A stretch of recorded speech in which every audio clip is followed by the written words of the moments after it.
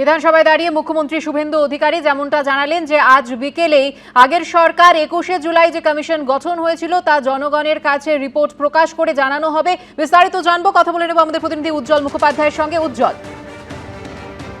দেখো, এটা কিন্তু মুখ্যমন্ত্রীর অত্যন্ত একটি গুরুত্বপূর্ণ ঘোষণা এবং বলা যেতে পারে এটা একটা ভীষণ বড় রাজনৈতিক কৌশলও বটে।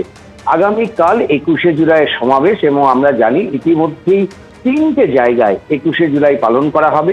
কংগ্রেসের পক্ষ থেকে 21শে জুলাই হবে শহীদ মিনারে, কালীঘাট তৃণমূল কংগ্রেসের পক্ষ থেকে 21শে জুলাই পালন করা হবে এবং একই সঙ্গে ঋতব্রত গোষ্ঠীর যে 21শে জুলাই সেটাও কিন্তু মেয়র রোডে পালন করা হবে।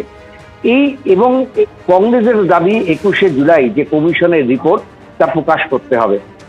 ঋতব্রত কংগ্রেসের, তৃণমূল কংগ্রেসেরও দাবি যে 21শে জুলাই যে কমিশন গঠন হয়েছিল 21শে জুলাইকে কেন্দ্র করে তুমি আমাদের সঙ্গে থাকো। মুখ্যমন্ত্রীকে চিঠি কেন্দ্রীয় স্বরাষ্ট্রমন্ত্রীর। গতকাল অমিত শাহ আমাকে একটি চিঠি দিয়েছেন যেখানে সরকারি কাজকর্মে বাংলা ভাষার প্রয়োগকে অগ্রাধিকার দিতে লেখা হয়েছে। মুখ্যমন্ত্রী শুভেন্দু অধিকারীকে চিঠি দিয়েছেন কেন্দ্রীয় স্বরাষ্ট্রমন্ত্রী অমিত শাহ। বিস্তারিত জানবো, কথা বলবো আমাদের প্রতিনিধি উজ্জ্বল মুখোপাধ্যায়ের সঙ্গে। উজ্জ্বল, কি লেখা রয়েছে এই চিঠিতে?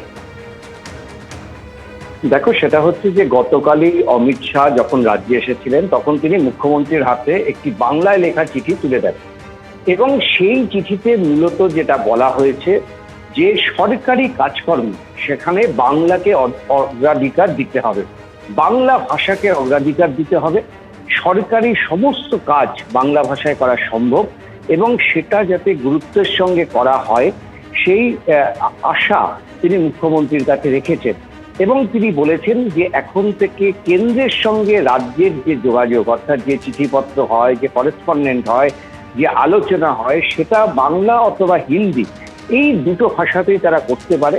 অর্থাৎ বাংলা ভাষাতেও যদি কেন্দ্রীয় সরকারকে কোনো চিঠি পাঠানো হয় সেটাকে কেন্দ্রীয় সরকার শুধু গুরুত্ব না, মানে এই ভাষাকেও স্বীকৃতি দেওয়া হচ্ছে এবং একই সঙ্গে রাজ্য সরকারের যে সমস্ত কাজকর্ম আছে, অর্থাৎ কোনো ফাইলে নোট দেওয়া থেকে শুরু করে আদালতের যে সমস্ত কাজকর্ম অথবা যা কাজকর্ম আমরা সাধারণভাবে ইংলিশে দেখে থাকি সেটাকে সরিয়ে বাংলা ভাষায় সেটা করার আবেদন তিনি রেখেছিলেন মুখ্যমন্ত্রীর কাছে।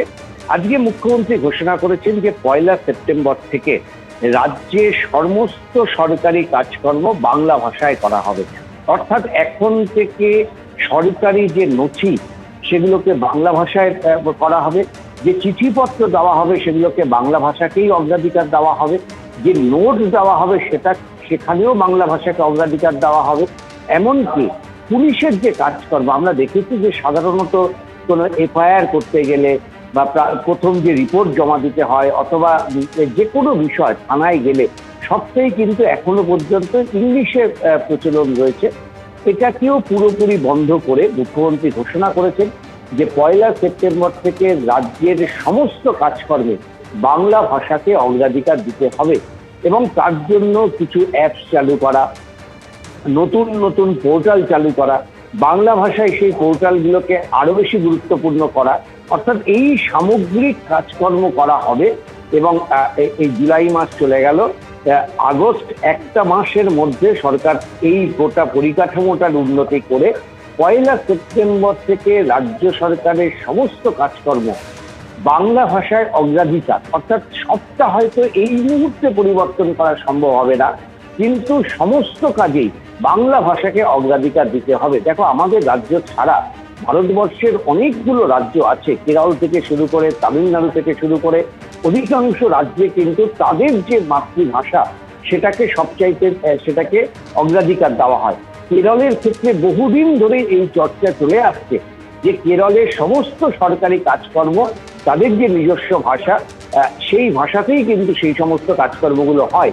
এমনকি দিল্লির সঙ্গে যে করেসপন্ডেন্ট, দিল্লির সঙ্গে যে যোগাযোগের চিঠি সেটাও কিন্তু সেখানকার মাতৃভাষার মাধ্যমেই সেই চিঠি সরকারকে পাঠানো হয় এবং তার উত্তরও সরকার দেয়, কারণ কেন্দ্রীয় সরকারের সেই ইনফ্রাস্ট্রাকচার রয়েছে।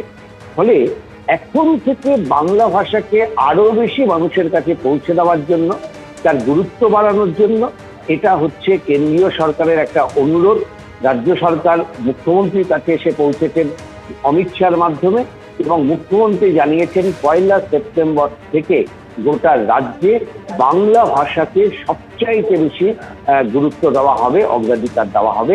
আজকে বিধানসভায় এই চিঠি পাঠ করে মুখ্যমন্ত্রী সেটা ঘোষণা করলেন। ধন্যবাদ উজ্জ্বল। এবিপি আনন্দ, এগিয়ে থাকে, এগিয়ে রাখে।